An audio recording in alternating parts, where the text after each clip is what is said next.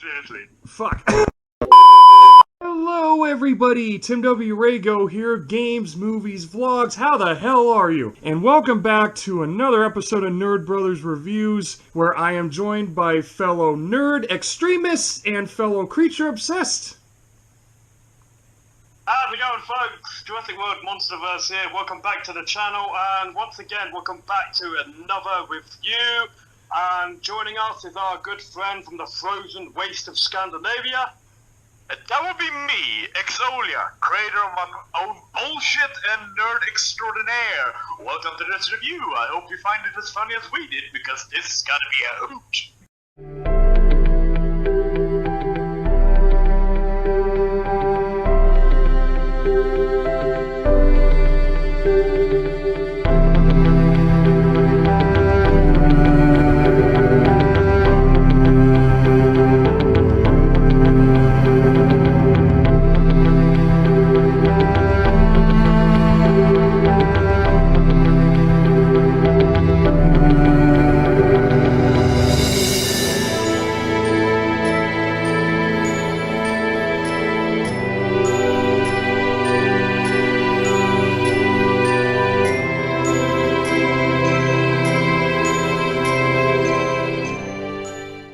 Welcome back to another episode of G-Fest, where we are still going through the Godzilla franchise, and now we come to the most legendary early Godzilla movie, second to the first one from 1954. Now we're in the year 1962.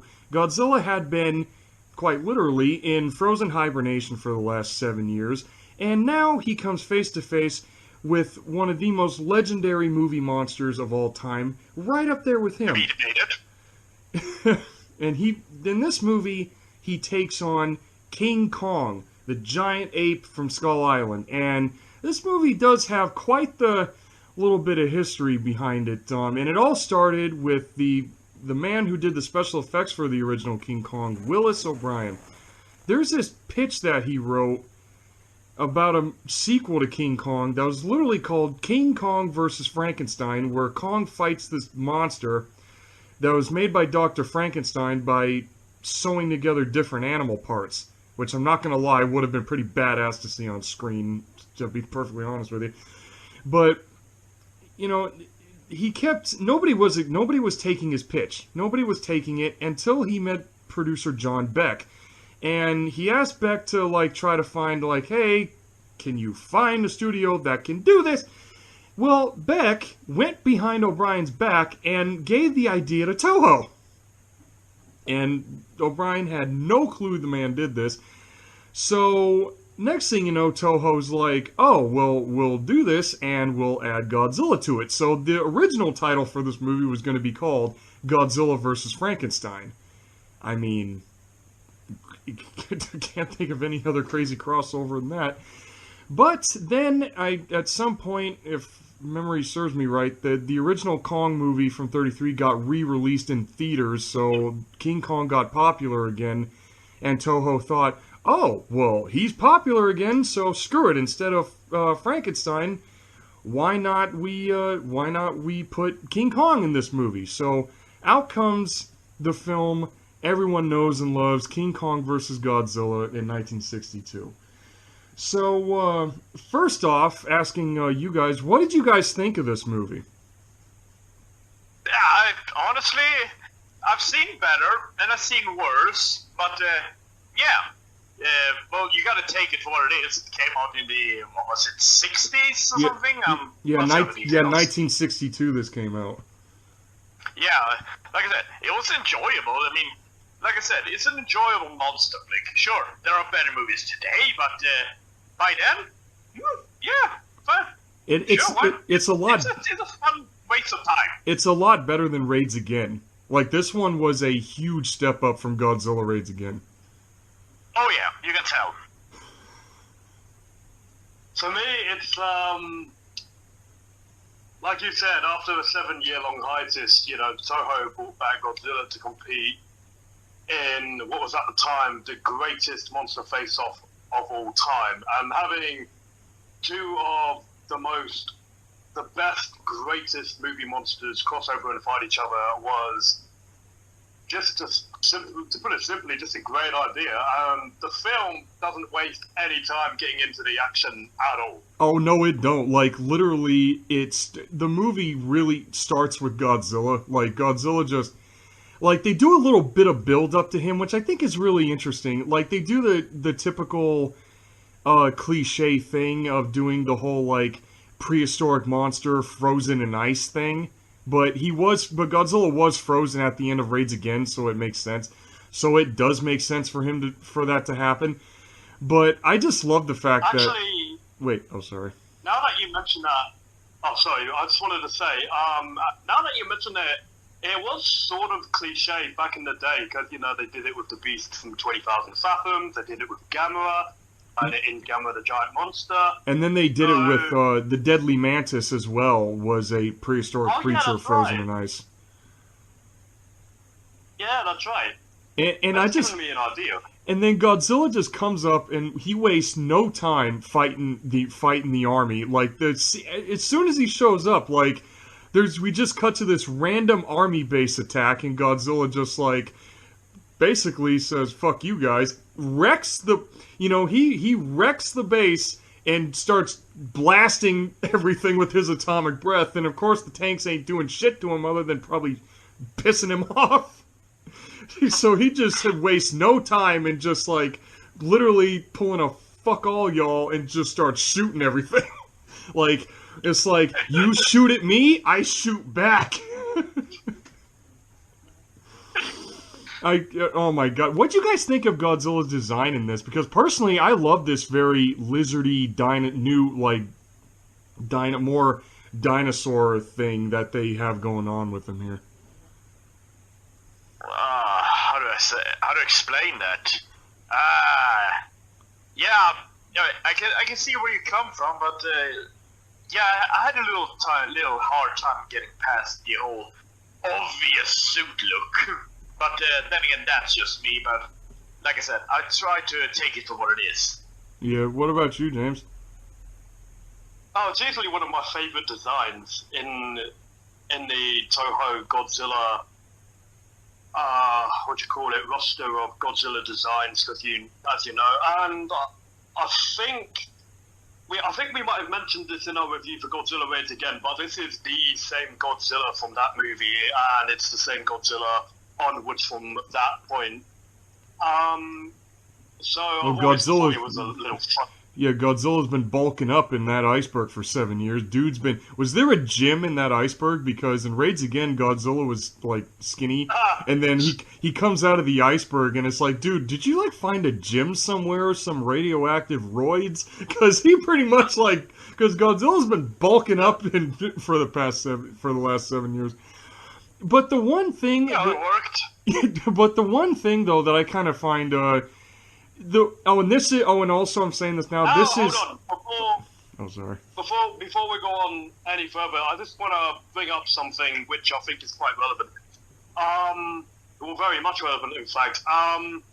Do you think you guys see in Godzilla X Kong: The New Empire trailer? Do you think maybe him bursting out of the ice in a new form could be some sort of relevance to that? Because you and I have been frequently discussing, Tim, Godzilla X Kong: The New Empire is an obvious tribute to the show in every way. It is, yeah. And yeah, that's right. Godzilla does come out of the ice. That could be a tribute to this. Yeah, you're right. That I can definitely see that as a tribute to this movie. Because Adam Wingard... I never thought about it. Because Adam Wingard, when it comes to... Okay, sorry to get off topic, but it's Godzilla, so, this still counts. Yeah. The thing is... It's not really getting off topic, it's in the same subject, so... True. The thing is, when it comes to MonsterVerse G here, it's like, when Michael Dougherty made King of the Monsters, that King of the Monsters was like an American filmmaker proving that he's a huge Godzilla fan. And then you have Adam Wingard, who I swear to God had to have worked for Toho at some point, because he directed Godzilla vs. Kong like a Toho movie. Like, I swear. And then you have GXK. I swear, The dude had to have worked for Toho at some point. He made both of these movies like Toho movies. Like, they play off like Toho films. Like, straight up Toho movies. Just with bigger budgets. Yeah, maybe he's just a big-ass fan. Like us, have watched those movies forever. Yeah, that's true, but it's just like, he just has the understanding he has of doing a Godzilla movie, like with science that hardly makes any sense, tons of monster action up the ass, and destroying shit. Like, seriously. I think it should be worth noting as well. I don't know if this is true or not, but from what I've read, I want to bring up Kong a lot in this movie as well because it's a King Kong and Godzilla movie that we're talking about here. Because of that, I could use a drink. Word has it that with Peter Jackson's remake of King Kong in 2005, there was going to be a sequel. But Peter Jackson turned down the offer of directing that and was going to offer it over to Adam Wingard. Really? So even back then, Adam Wingard was gonna be tackling these guys? Yeah, it was apparently going to be something like a Son of Kong remake. I don't know for sure though, but oh, that would have been awesome. That would have been awesome if Adam Wingard started that early with these characters. If he would have made a movie that early in time, damn. Like, good God. Like, I think that actually would have been awesome. But, you know, one crazy thing that I got... And before we get to any more of the monster bits here, can we all appreciate the fact that when it comes to the human characters in this movie, the main ones are funny as hell to watch? Every time they were on screen, it was literally like a Japanese version of Abbott and Costello almost. Every time they were on screen, the movie went from like a monster movie to a comedy. Like, it just delved into so much comedic elements, especially the boss character, Taco. I can't believe that's what his name is. The guy's got a name after a Mexican food. Probably, before we to you viewers or viewers on YouTube, I should probably clear up something before we go deeper into the review, and that is that me personally, I am not the biggest Kong fan. In fact, I'm actually on the upside. Personally, King Kong is one of the characters I just loathe.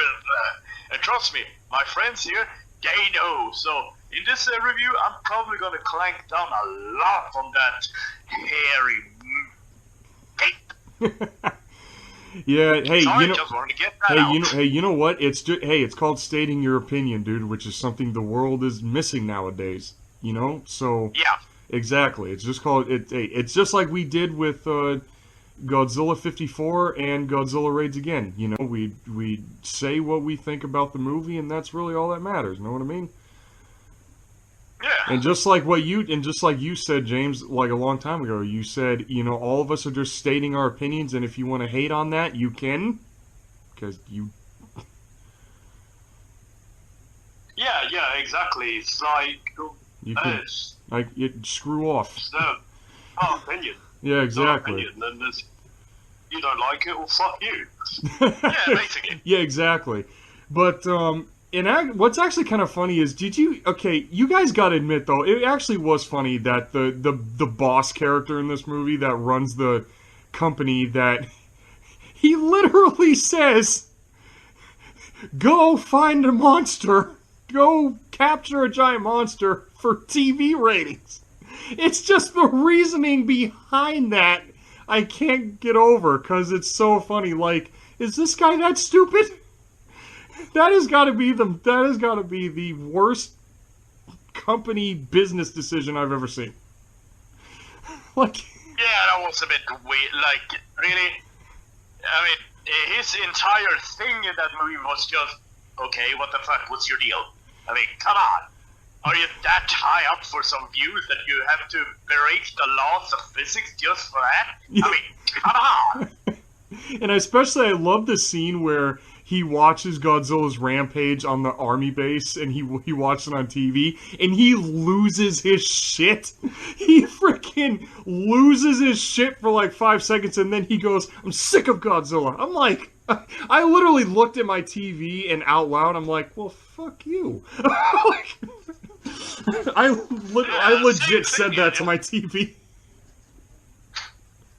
I mean, he was literally beyond unlikable. Oh, well, I thought he was just funny to watch. I just thought he was hilarious to watch, because every time he was on screen, it was a joke. Like, James, what do you think? I'm sorry, we keep talking so much. James, what'd you think of the dude? What'd you think of Tucker? You actually know. I'm just listening into your conversation. When it comes to the human characters, they're a lot more fun, and I would say they're just well developed enough to say that you're just as invested and immersed into their story as well as the kaiju, Kong and Godzilla. But like I've said twice already, when it comes to doing the G-Fest, I'm really not focusing on the human characters at all. I'm just here for the monsters and rawr. And Toho Toho knows that. I love the fact that Toho knows that. Like, they know what you're here to see, and like you guys said at the beginning, they don't waste any time. Like, Godzilla shows up, and you guys notice. Kick some ass. You guys, isn't it kind of funny how, like, the film is called King Kong versus Godzilla, and yet King Kong was the last monster to show up? Like, hey, look who decided to finally show up. Like, he was literally the fourth monster to show up, because there's two other monsters in this movie. There's this oversized little lizard that one of the characters spins around by its tail and throws the poor little bastard on the ground. Like, I actually felt sorry for that thing. Oh, man. Do you have to mention that poor fucker? Well, it's... And I love how one of the characters was watching him, and he's shaking his head like, oh my god. Like, he was just shaking his head. Yeah, exactly. But then, and James, you're gonna love this. The giant, we all know, like, the giant octopus scene in that movie, that octopus was real. Or they used, like, 2 or 3 real ones. And... I just know that. Yeah, and you know what's actually crazy? E.G. Superai himself said that what you see in this movie is what they actually got, because they have poked these things, even with cigarettes. They even tried using cigarettes on these things, and they didn't move. When they finally moved, that's what they got. Like, that's what they just barely managed to get. And also, and James, I've been waiting to see your reaction to this all day here.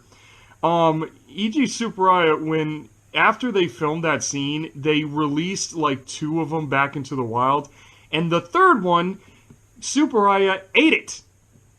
He cooked. That doesn't surprise me. Yes. Why? It's seafood. Like, are you kidding? Yeah, it's calamari, dude. Animal cruelty. But E.G. Superai can go down in history as saying, I eat my special effects. I eat my props. I eat my props, yeah. I mean, look at Stan Winston. He had that big animatronic T-Rex. Did he eat it? No, not really, but E.G. Superai, he ate that shit. He cooked up his special effect and ate it. Yeah, that octopus went on to starring in a couple of more kaiju films as well. He was in War of the Gargantuas. He was in Frankenstein. Well, he was in the Frankenstein versus Baragon. It was called Frankenstein Conquers the World. Well, that's the English dub. That's the English title. The actual. Oh No, he's in the extended cut. Yeah, he is. But the thing is, with that ending, the American studio that wanted them to do that scene, they ended up not using it. So Toho basically did that for nothing. Yeah. Yeah, which Isn't that like how most things happened, anyways? Wait, what? You do things for nothing and shit happens? It pretty much, yeah. But oh, and also James, I've been waiting to say this all day. When it comes to one of the human actors in this movie, eye patch guy's in it again, just without the eye patch. Oh, him? Yeah. Oh, I didn't recognize him without the eye patch. Yeah, it literally as soon as he showed up on screen, I'm like, oh look, eye patch guy. Yes, James, I am not letting that down. I am not letting down the use of eye patch guy.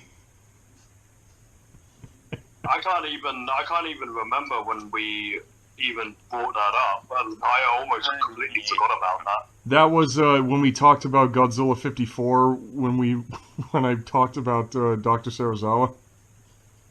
Yeah, I remember that, but it's so long ago now. So. But anyways, when it comes to what do you call okay, when it comes to the introduction of Kong, what did you guys think of like that island setting? Like, did it look like like what'd you guys think of of Kong's whole island setting? Because there's a lot of extras in this movie. Like, I know Toho knows how to get extras, but damn. Like, there were a lot of people. There was a lot of people in this. Honestly. A lot more what now? I thought it was a bit overplayed. What, how many extras they had? Yeah, that entire island scene, it was overdone. Too much.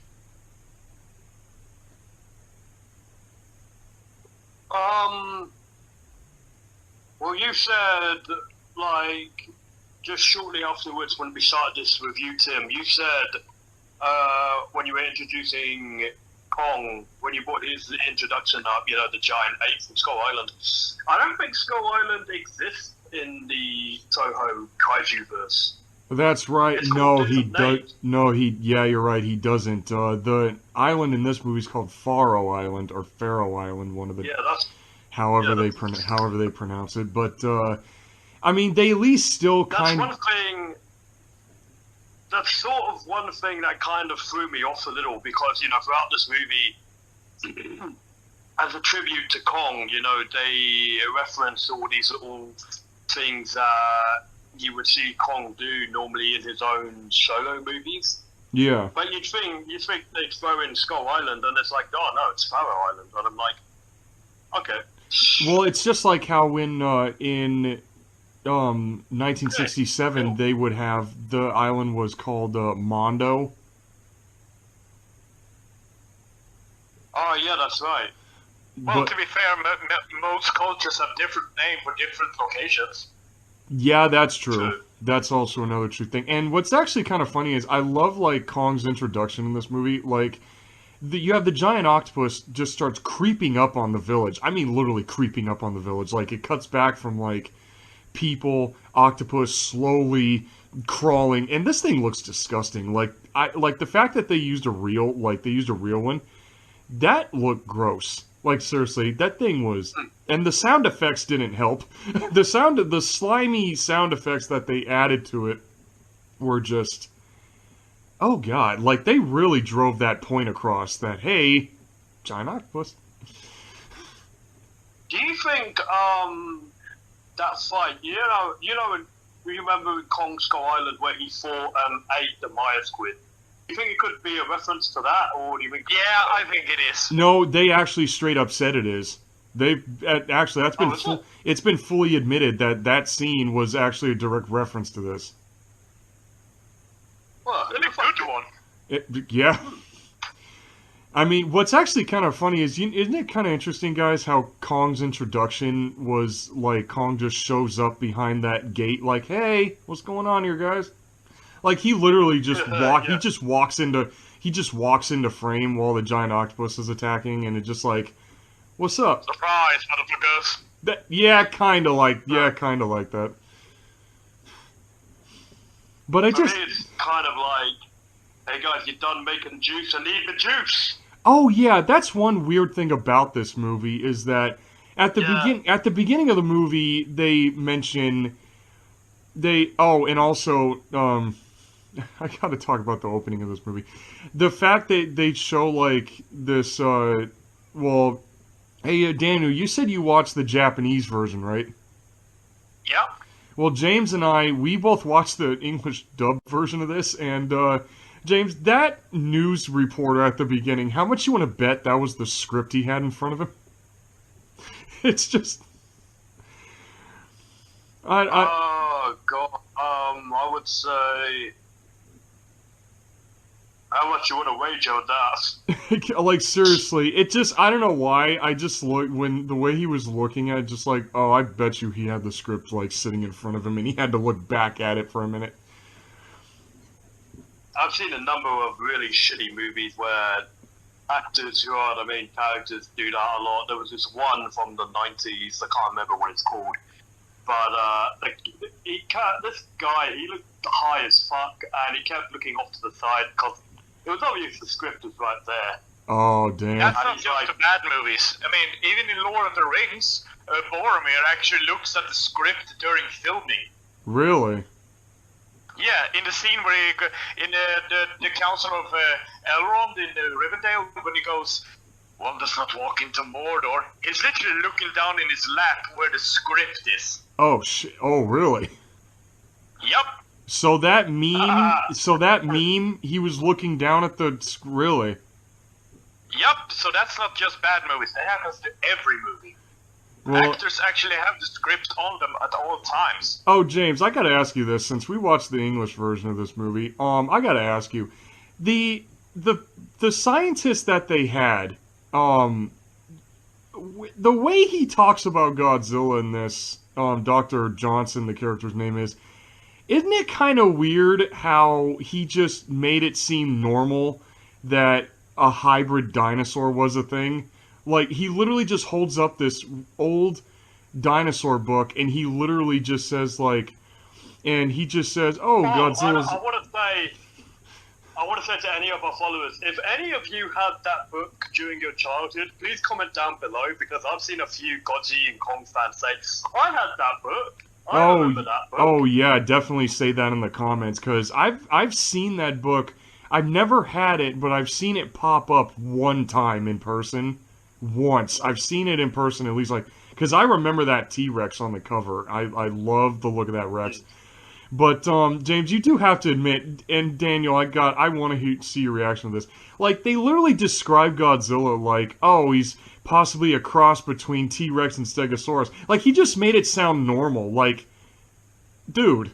Like, really? He just made it sound like hybrid dinosaurs were just normal in this universe. Yeah, that was in the Japanese cut too, and I said, well, that's just pure bullshit. Wait, in the Japanese cut, they said that? Yep. What? Oh, no way. So, the one thing that really stood out in that moment for me, and it was referenced in Godzilla vs. Kong as well, is when the scientist, or was he scientist or was he a paleontologist? Well, they said Same thing, basically. Same thing, yeah. When it comes to a monster movie, scientists are all scientists. They do everything, apparently. Oh, okay. So, yeah, so there was a moment where they questioned him, why is Godzilla heading to Japan? And the guy says, oh, yeah, fossils of the species similar to Godzilla have been found in Japan, so he's heading home. Oh, yeah, they Like did. spawnings. Yeah, they did say that in this. Oh, and also in the English dub version, there's a Beast from 20,000 Fathoms reference. I might have missed it. What's the reference? Same here. They, no, there's a bit where, it was right after that. It was actually in that same scene when, Dr. Johnson was saying that fossils found in Japan resemble Godzilla. I think it's like, I think it was like in that same scene where he says, where Godzilla, he said he's probably looking in the ocean depths off Japan, where the depths go to about 20,000 fathoms. Oh. Huh. But That's a bit of a stretch. the one thing I call bullshit. I might have to rewatch it just to see that reference for myself. Oh, the one. Okay, guys. Out of all things to call bullshit on is the brain scene, where they were comparing the brain size of Godzilla and Kong. Like, they literally say Godzilla's brain is the size of a berry or a pea. Like, dude, he may as well not have a brain at that point if you're saying his brain is that tiny. And then they said Kong's brain was 10 times the size of a gorilla head. Like, that is bullshit. There is no way Godzilla is that stupid. Yeah, that's kind of really. He's the size of a building, and he has the brain of a pea. What the fuck? I'm sorry. I call so much bullshit on that. Like, Godzilla's not an idiot. He's really not stupid. Nope. He just. Well, he's not smart. He just doesn't need intelligence. You know, it's actually kind of funny, guys. Didn't Godzilla act more animalistic in this? I would say during that scene where they're comparing the brain sizes and intelligence with Godzilla and King Kong, honestly, I think that's just that was Toho trying to do a little scientific sort of thing. Like, it's very old-fashioned. You know, dinosaurs back in those days, old-fashioned dinosaurs, they were just thought of as just slow, lumbering beast. So, yeah, I forgot about that. That's true. They probably were sticking with like the knowledge of dinosaurs at the time, is what you're saying? Yeah. Yeah. So it puts me off a little because with Godzilla, you know, he's 165 feet tall. You know, his brain would be much bigger than that. Not bigger than Kong's, but definitely bigger than a pea or dried pea, whatever they compared it to. Yeah. Exactly, and I do love the fact how. Wait, what? It is kind of funny to think about that. You're 165 feet tall when your brain is no bigger than a pea. It's just funny thought. He may as well not have a brain. He may as well be brainless at that point. His brain is like microscopic. Yeah, exactly. Compared to him, yeah, his brain would be like extremely microscopic if he was a literal pea brain. Wait, what? You do know that brain size doesn't really matter. It doesn't. No, it doesn't. It does not. But it is. James is right. It is actually kind of funny to think about how it's like you have an animal that's the size of a skyscraper, and he has this microscopic little pea brain in a mass of bone and muscle tissue and everything. It is kind of funny to really think about. Like, in that head, there's this little ball just situated in the brain, in the skull. But and I don't know how to use it. Yeah. Oh, what'd you guys ever think of like Godzilla's behavior in this movie? He really behaved more like an animal. Like, he was very animalistic in this. Like, his behavior was very much like instinctive, I think. Like, he acted more on, I don't know, he just behaved more like a lizard than the first two movies. I think they characterized him slightly more in this one because, you know, whenever we see him fighting with Kong on the slopes of Mount Fuji, you know, he's clapping his hands in the same manner a toddler would when they're pleased with themselves. So the fight scenes with Kong. Yeah, gives them sort of a sadistic, humanized side of him because, you know, whenever he's whacking or just whacking Kong with his tail, you know, causing him to trip over and all that, he's just like clapping his hands together, or slamming his hands together because he's just like... Yeah, because you hear that... You hear that loud clicking noise he keeps making with his claws. Yeah, that's weird. That was weird. When it comes to the fight scenes, like, having these two size each other up. Like, oh, and before the first fight even happens, I love the fact that when the human characters start carrying Kong off of Faro Island, before I even get to that part, what did you guys think of, like, this whole thing with the fact that berry juice is the reason why Faro Island's animal life is kaiju-sized? Like, they're literally I didn't catch that. They literally say that the berry juice is the reason for that.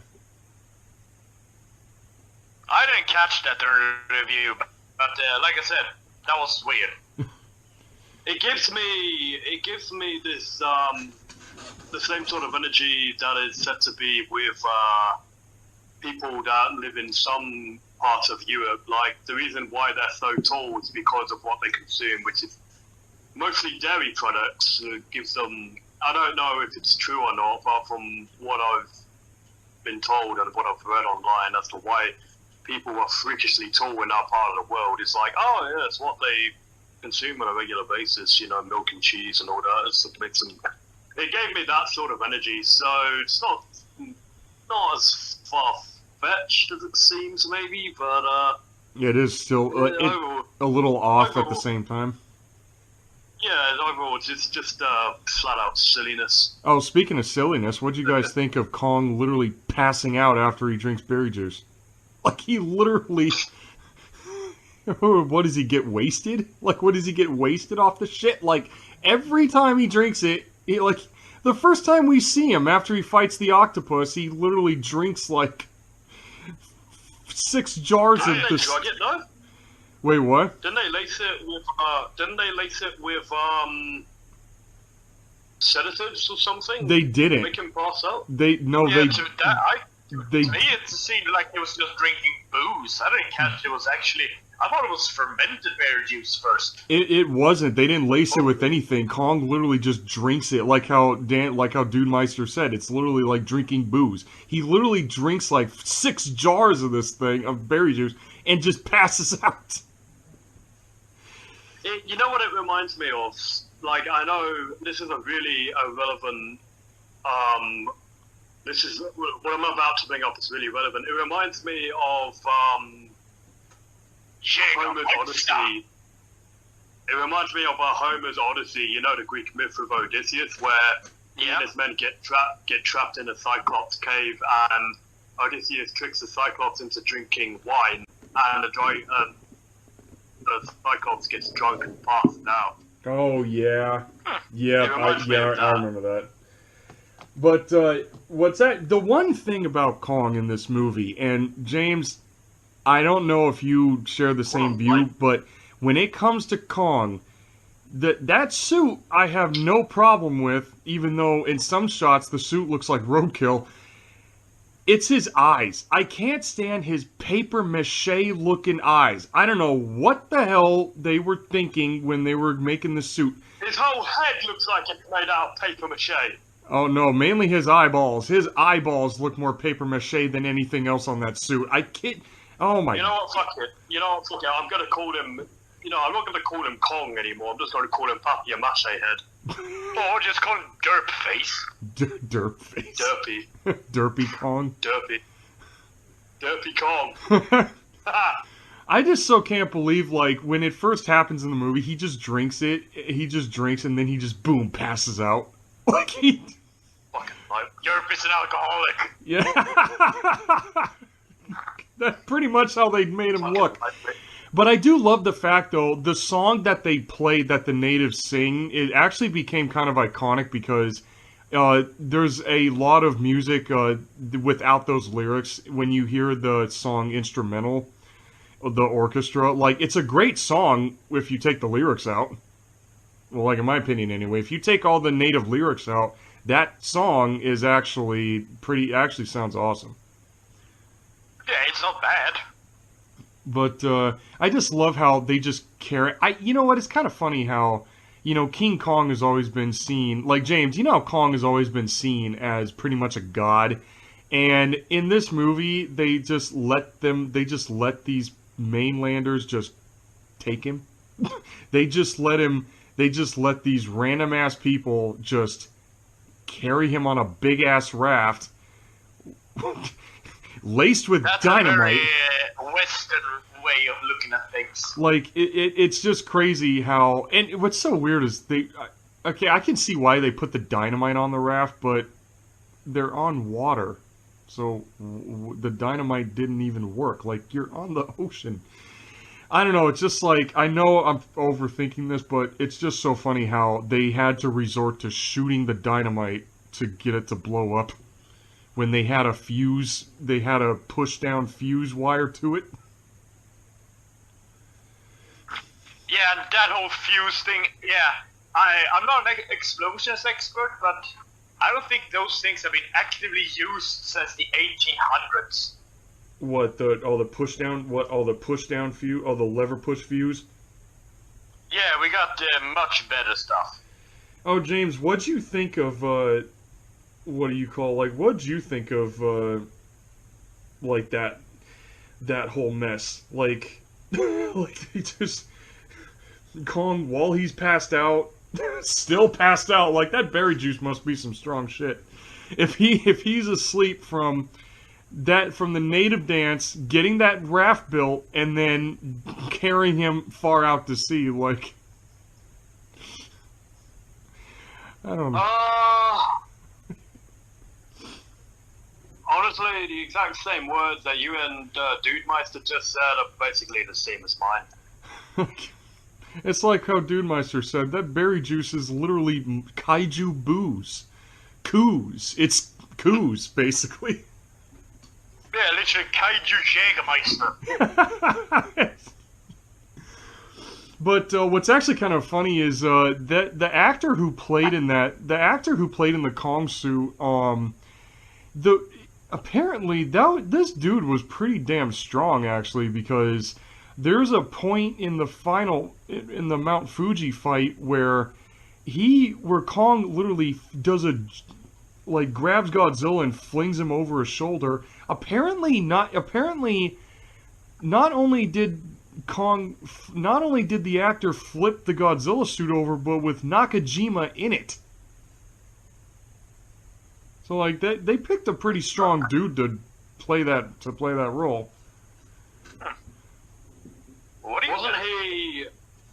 Didn't we talk about it a little while ago, and you actually confirmed with me, because I said something along the lines of, the guy who must have pulled that off, he must have been a wrestler or something before he, I think did this, and you said something along the lines of, yeah, you're right, yeah, he was a wrestler. It actually was. He was either like a wrestler or a martial artist, because from what I've read about this movie, they said like, Kong's fighting style was supposed to look like jujitsu. I'm like, that does not...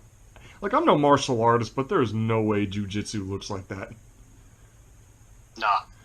But, and guys, what did you think of, like, when Kong goes to Tokyo? What'd you guys think of, like, he just walks next to that building and just randomly punches it? Like, what the fuck did that building do to you? Like, what did you? Well...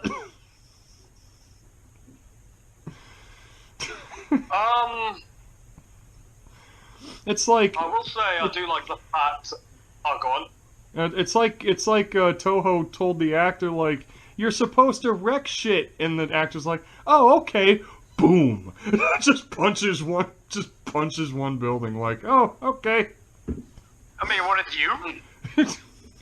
I don't know, it just kind of felt so out of place, like, just the way it looked, Kong just like, boom, just... What the fuck problem you have with that building? What the hell did the building do to you? It was ugly. It needed to be punched. Oh my god. Oh man. Oh, and then when it actually comes to like the first fight between these two, which I kind of do like how in the movie they say that like, oh, Kong and Godzilla probably fought each other millions of years ago. I do like that they kind of explain it that way. I mean, come on, why not give these two like a prehistoric backstory? You know what I mean? The exact same thing in the MonsterVerse. Yeah, exactly. Yeah, that's what I mean. It's getting kind of annoying. I mean, every monster he fights, he has some kind of ancient grudge with. I mean, really? Well, he had a grudge with Ghidorah. Yeah, but that's old even by today's standard. I mean, as soon as we're getting off topic here, but in every movie that they fight a new monster, it's like, oh, they had an ancient grudge. Really? Again? Yeah. You know, Well, even though it's an overused stereotype, it's tradition, you know, when it comes to giant monster films. Yeah, That- but that's you get true, what yeah. I mean. Yeah. oh, and I even saw a meme. I saw a meme the other day on this MonsterVerse group chat where someone made a meme of the Mutos, Ghidorah, and Kong. They had an ancient rivalry. They had an ancient rivalry. They had an ancient rivalry. All right. Well, who else is next? Yeah, that's what I feel. I mean, like, come on. like how many? It makes you wonder Like, how many. finish the fight. It makes you wonder how many monsters has Godzilla pissed off. Like, is Godzilla that much of an asshole that he literally just pissed everybody off? Like, he just goes around Also, pissing everyone the off. weaker in the past that they're still around. Like, he never finished the fight. But I love the fact that, like, the first fight in this movie, Godzilla's an asshole. Like Kong Yeah. goes up and throws rocks at Godzilla, and Godzilla just shoots at him. Like, Godzilla's such a dick. I would say the funniest moment for me during their fights is that one moment where Kong throws a boulder, somehow loses balance, somersaults, and knocks himself out on a rock. Oh, Dumbass. and Godzilla just sidesteps it. He just, like, steps aside and watches Kong roll by him. Yeah, and even Godzilla was like, "The fuck?" Yeah, he even turns around, and he's like, there's that shot where Godzilla's looking at him, and only his mouth moves, and you're sitting there, he's looking at Kong like, you idiot. Like, dumbass, what? We're in the middle of a fight here, and this is what you do to yourself? How? Like, Godzilla's questioning whether to even fight him or not at that point. But no, I just love how Godzilla just loves, like, he just loves antagonizing Kong. Like in the first fight, he just keeps shooting his atomic breath at him and just got an easy win. Like, that was such an easy win. Yeah. Godzilla just, like, shoots at him a couple of times. Oh, and then did you guys notice Kong's face when Godzilla shoots the helicopter? Kong blinks real fast like, oh shit, he can do that? Oh, I'm so boned. Like that was just odd. Like that, just goes out of his way to make him look even uglier than he is. But, I mean, he looks at this lizard, and it sees there's some magical laser power, and yes, I am so dead. yeah, and you guys notice, like, Kong literally just walks away from the fight? Like, Yeah. he just walked away. Well, he was even like scratching his head. It's like, fucking, what have I fucking got myself into? Yeah, exactly. He just... Oh, and then he walks away after his fur catches on fire. Like, after his hair was smoking. Like... I don't know what... That was probably a wise decision right there and there. He just walks away like, it's cool, man. Yeah. It's cool. We good. I do like that. I do like that little moment. Is like, yeah, not worth it. Not worth it. Yeah, not worth it. But then, no, they make it worth it by... So Kong just vanishes into Japan, because monsters can do that in these movies. They just vanish into the woods, even though they're fucking kaiju. I love the fact, though... Focus, focus, I appear in your focus. Pretty much. Or something like that. But I just find it... I know, I botched that. I just kind of find it interesting how, in 1954, when they tried to use the electrical wiring blockade around Tokyo, it didn't do shit. But in this movie, it works. Like, literally, 1 million volts of electricity, and Godzilla he swipes at one electrical tower, gets shocked, and then just walks away from it.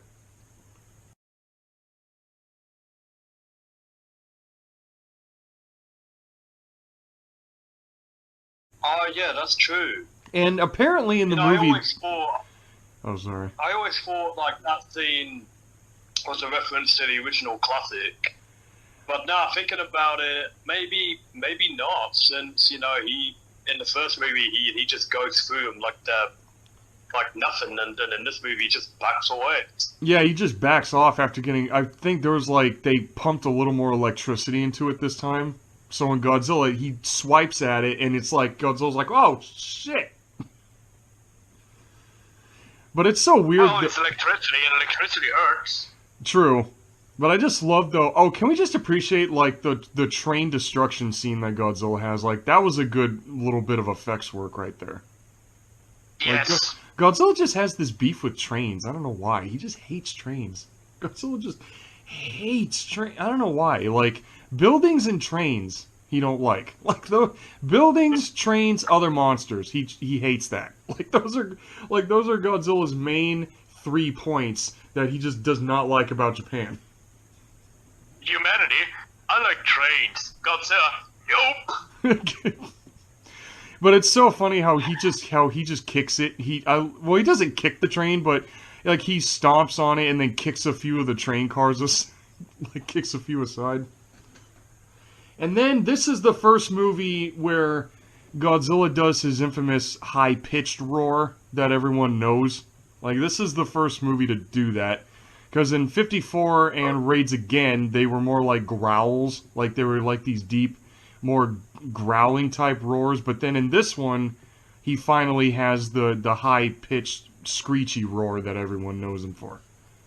And that rhymed. I didn't mean to make that rhyme that way, but okay. Oh, man. And what did you guys think of Kong being airlifted to Mount Fuji? The whole ending. The whole ending. Balloons? Really?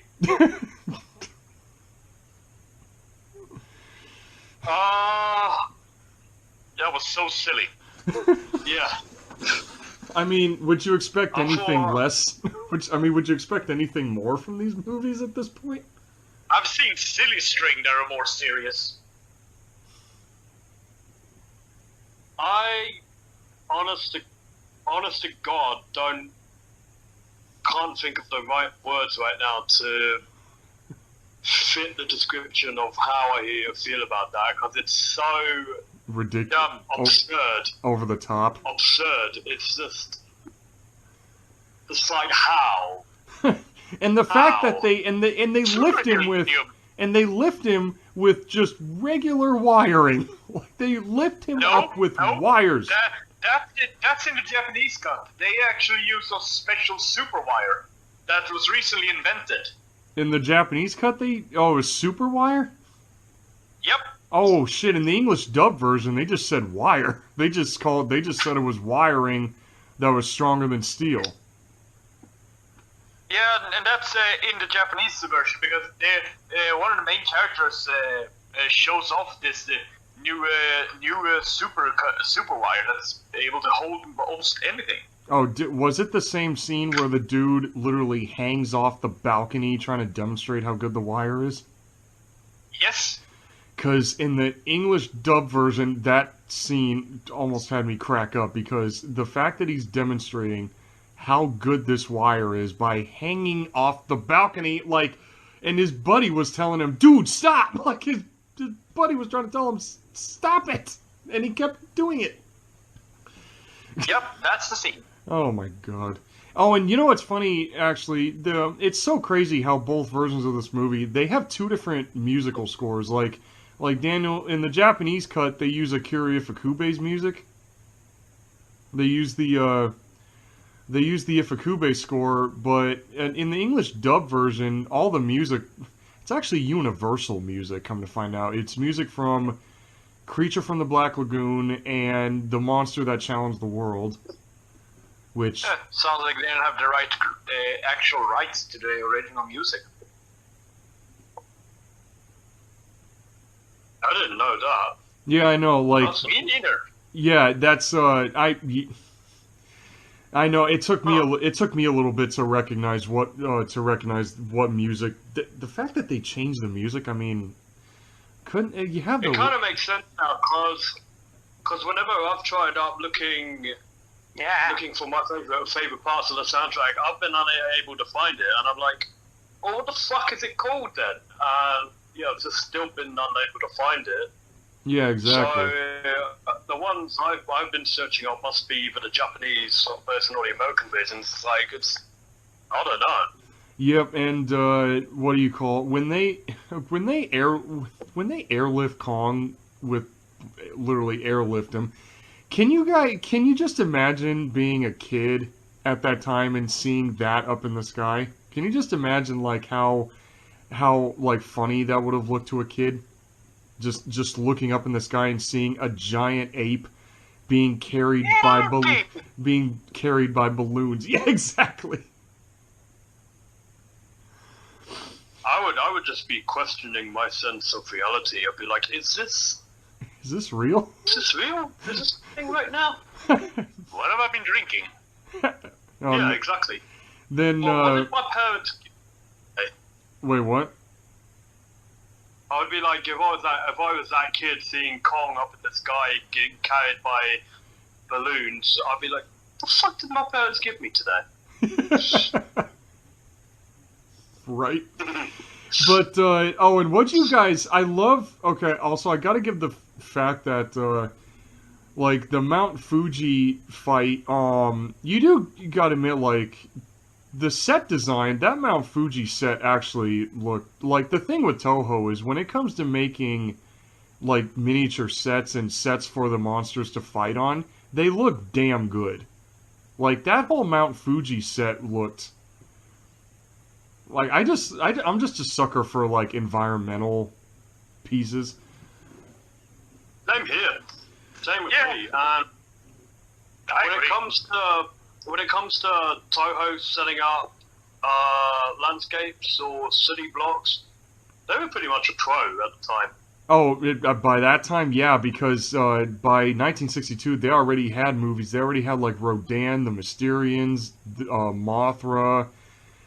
And I think there was like one more movie that came out along that line. So by 1962, yeah, Toho already knew, they already had their shit down. Like they already knew what to do with this. But the final fight is like, of course, it's like the whole highlight of the movie where you literally see Godzilla and Kong just start beating the shit out of each other. They just start beating the everlasting shit out of each other. And I don't know what Kong's thing is. I mean, I know he's a primate, and primates use what's around them, but I just love how Kong just loves throwing rocks at Godzilla. He's just like, he just loves picking up boulders and throwing him at Godzilla the whole time.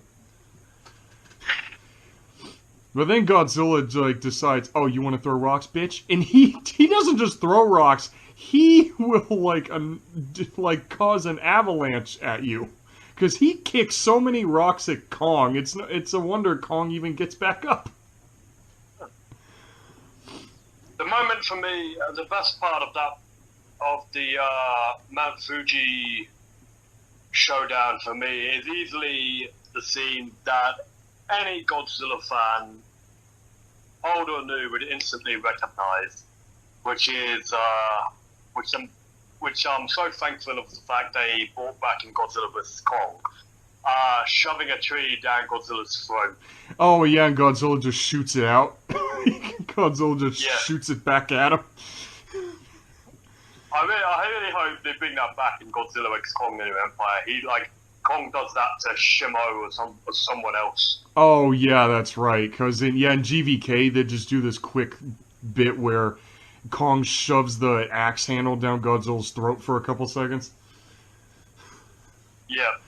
But what'd you guys think of the fact that, since Kong was originally supposed to be Frankenstein, what'd you guys think of, Toho going even more absurd? I love the fact that this movie is more absurd with Kong more than Godzilla. Like, Godzilla's just he's the normal one here between these two. Yeah. He's the more normal monster. I mean, he's the nuclear giant lizard. but the big monkey is the weird one. Yeah, exactly. Because in this movie, you know, he was supposed to be Frankenstein, and Frankenstein is, if you think about it kaiju wise, he would be electrical powered. So Toho apparently forgot that, and Kong gets electrical powered twice in this freaking movie. Like, yeah, that was weird. Yeah, like seeing him just like chewing on these power lines as well, just absorbing electricity. I always just thought it was absurd, but this movie, you know, just overthinking it. This movie is the definition of absurdity at its finest. It really is. In the best way there is. In the best way there is, though, because it's that good. It is. It is. This is truly an enjoy. This is a lot more enjoyable. Like I said earlier, it's a lot more enjoyable than Raids Again because, you know, the monsters are done a lot better. It's a lot more enjoyable because they brought back a lot more of the key elements that made the original classic Godzilla what it is today, which is still one of the best movies of all time. Exactly. But did you guys notice the little Kong tribute that they had in this movie, where there's actually 2 seconds of stop motion? Oh, yeah. And Godzilla's design was changed for... Wait, what? Where? During the Mount Fuji fight, there's a scene where Godzilla literally drop kicks Kong, which you don't expect, but yeah, that was done in stop motion. Like, they literally have 2 seconds of stop motion where Kong walks up to Godzilla waving his arms up and down, and Godzilla just drop kicks his ass. Like, bitch, get out of here. And then Godzilla just gets and Godzilla's design changed briefly for a second there too. He did, yeah. That he had this more fat dinosaur look for that 2 seconds. Yeah. And then Godzilla just gets pissed, and he just starts, like, launching boulder after boulder at Kong. Like, he just starts kicking rocks at him like an asshole. Like some pissed off toddler, basically. And then he just sets him on fire. Like, yeah, I can still do that. Like, yeah, I can still burn your ass. But then a random lightning storm happens in the middle of this fight, and Kong starts having electric bolts come out of his hands every time he touches Godzilla. Like, that's one thing in the MonsterVerse I hope they don't. Kong having electrical powers. I don't want to see. They better not. I don't want that either. I know it just looks weird. Like when I know there's plenty of fans who want to see that, and I'm just thinking, why? I know it's a nice touch to the original classics, but no, I didn't even like. I didn't even like that in the original classic. And it's just so weird, though. Is it me, or did the fight get more intense after Kong got that power up? Because they started really beating the shit out of each other. Like, the first half the fight was like, okay, like, Godzilla's probably thinking, oh, I can still kick your ass. But then Kong gets back up, and that fight got a little more intense, because they were literally beating the shit out of each other a lot harder. Yeah, it intensified big time. There was a real change of tone. Like, the second... I would say, the second he shoved that tree down Godzilla's throat, that's when it picked up a notch, and it just cranked up to that point where it's like, oh shit, now it's getting real down. Like, Kong is pissed. Like, he got pissed. Like, that tree getting shot back at him, Kong, you could see, like, Kong rolls his shoulders, man. He got pissed. That pissed him off. Like, you could so tell that really pissed him off. But then, the one thing that I kind of find a little overdone when it comes to the posters and the advertising of this movie is some of the posters show Kong swinging Godzilla by his tail on the posters, and yet in the movie, he never swings him vertically. He swings him around horizontally. But on the poster, they show Godzilla going like, wee! on the poster, and Kong's holding him by the tail. I just think it's like taking that scene and making a poster out of it. Like, really? Like, it's just a really weird shot to make a poster out of when it comes to this movie. But this movie actually was, in Japan, it was actually the most financially successful Godzilla movie at the time. Out of the first 3, this movie made more money than 54, and that's actually shocking, to be honest with you. That is shocking. Yeah. But, but overall, this movie, if you guys, for some fucking reason, if anybody out there has not watched this, y'all do need to see this movie. What are you doing on this video? If you haven't seen it, why are you watching this video? Yeah, get the fuck out of here and watch the fucking movie. Don't let us spoil it for you. Then come back. Yeah, come back and Yeah. watch. Oh, and also, I wanted to say this at the beginning, but I completely forgot until now. I dedicate this video to my grandfather, Eugene Puccini. He was a King Kong fan, and he's the one who got me into King Kong. So I dedicate this review to you, Grandpa. I had to get that. I wanted to get that out of the way at the beginning of this. So sorry about that, folks, for the little bit of somber tone there. But No, don't apologize. You don't need to apologize. yeah. No, don't. What'd you guys? Oh, and also another thing. What'd you guys think of, like? Did you guys catch the weird shot where they used hand puppets, where you can so tell they were using little hand puppets? Yeah. Because it was weird, because Godzilla just had, like... He looked like a dinosaur toy. He looked like a dinosaur toy you find at a grocery store. Because his arms were up the whole time. Finger puppet. Yeah, They were yeah. like finger puppet. Yeah. Kong's arms were just waving all over the place. I just love the way that looked. You like, this movie is pure. It's a pure example of cheese. It's a pure example of 60s Toho kaiju cheese. Like, it's a pure example of just Godzilla cheese at the time, but it's an enjoyable piece of cheese. Yeah, it's fun cheese. Yeah, it's wow, that's weird, right? It's this King Kong versus Godzilla. The amount of cheese in this movie, it's that cheese that you can eat constantly and never get bored of it. Like, you can eat it constantly and never get tired of it. Yeah. But I couldn't have put that. huh? I couldn't have put that better myself. And you know what's actually crazy? What did you do? I love I think one of my favorite moments of the final fight is seeing Godzilla literally trip Kong with his tail. Like, he sweeps him out from his feet. Like, there's a quick shot of Godzilla using his tail and, like, tripping Kong. Like, Yeah.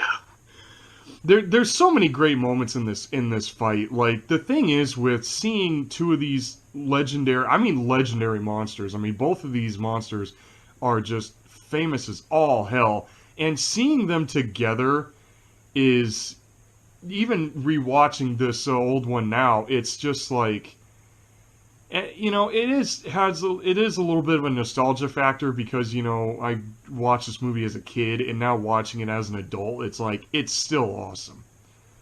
Like, this movie is still an awesome little piece of bit to watch. But one thing I do want to throw out there is, when this movie came out, there was this rumor that the movie had two endings. That in the Japanese version, Godzilla won, and that in the American version, Kong won. And for years, that rumor kept spreading, but it was confirmed by Toho that Kong was actually the one that won that fight. Like, Toho straight up admitted that Kong was meant to be the winner of that fight, because Kong was more popular at the time, and Godzilla was barely getting any marketable recognition at first. Yeah, Godzilla was still at his starting point, because he was still fairly young compared to Kong. So yeah, exactly. Kong, yeah, and then a few years later, Kong faded to obscurity, and Godzilla became the ruling house. Exactly. Nowadays, nowadays both are just as popular as each other, more so than ever, thanks to the MonsterVerse. I'd say Godzilla's more popular. Yeah, he kind of but, does have like a smidge of more going on with than Kong does, really. Not by a bunch, but a smidge. I've seen plenty of fans, just as much as Godzilla fans, to bringing Kong up every so often. So I'd say they're on the same equal level of popularity there. Yeah. But actually, this movie does have two endings, just not the ending everyone back in the day thought. Because, Daniel, you watched the Japanese cut of the movie. Like, the Japanese version has the ending Japanese kanji, I think the lettering is called, that says, like, that stands for the end, and it has Godzilla and Kong roaring right before the screen fades to black as kind of like a final bow to the audience kind of deal. If I'm not mistaken, like, that's how the Japanese cut ended. Yeah. But in the American version, you just have a shot of Kong just swimming out into the ocean with him roaring and then the word "the end" popping up. So there is actually two different endings to this film, but just not who won the fight. But overall, what would you guys score this movie? Because I give it a solid 9.5. I give this movie a solid 9.5 out of 10. Fun movie. I say a 7. A 7? Yeah. What about you? Fun Sunday movie. What about you, James? Right in the middle with you guys. I wouldn't go as low as Dude Meister score, nor as high as yours. I'm conflicted on giving it either an 8 out of 10 or 8.5 out of 10. So more like an 8, like an 8.3. Yeah, so give it an 8.3. Yep. So I know this review was long, but hey, you know what? Being kaiju nerds, there's a lot to talk about with this movie. Huh? And overdue as fuck. Yeah. Yeah, it's been a while. It's been too long. It's been too long since we've done a review, and we just all appreciate you guys watching every video on this channel, and please keep on watching, because we got a lot more shit planned. We got a lot more fun shit planned here. So we thank you all for watching this video, just like every other review we've done. So please be sure to like, share, and consider subscribing to this channel. Not only this one, but also to my solo channel, Tim W. Rago. And then also, go follow the International Boys on their Instagrams. Okay. Oh, sorry. Jurassic World Monsterverse 2, but I don't really post anything on that account anymore, just because basically over and done with that account. So if you want to follow me for more movie reviews or just good old dinosaur, paleo, kaiju, giant monster content overall, come follow me on Paleophiles Reviews or Shitty Movie Blog, which has two names, which is either the Depressed Nerd or Shitty Movie Blog. Either way, it's the same account. You? Yeah, I don't use much Instagram. I use mostly for keeping social with friends. But if you want to follow me, my stuff is on DeviantArt at Exolia. And then also, the link will be in the description down below. And also, until then, and also peace out, nerds. And also his Instagram, Dude Meister. And also, yeah, come follow me at my DeviantArt also, Dimetrosaur 2022. Even though I haven't posted anything in a while. I do figure art pieces, so please leave suggestions on what you guys want to see for that. All the links to all of our other social media will be in the description below here. So, this is Tim W. Rago. This is Dude Meister. Oh shit! All right. Peace out, everybody.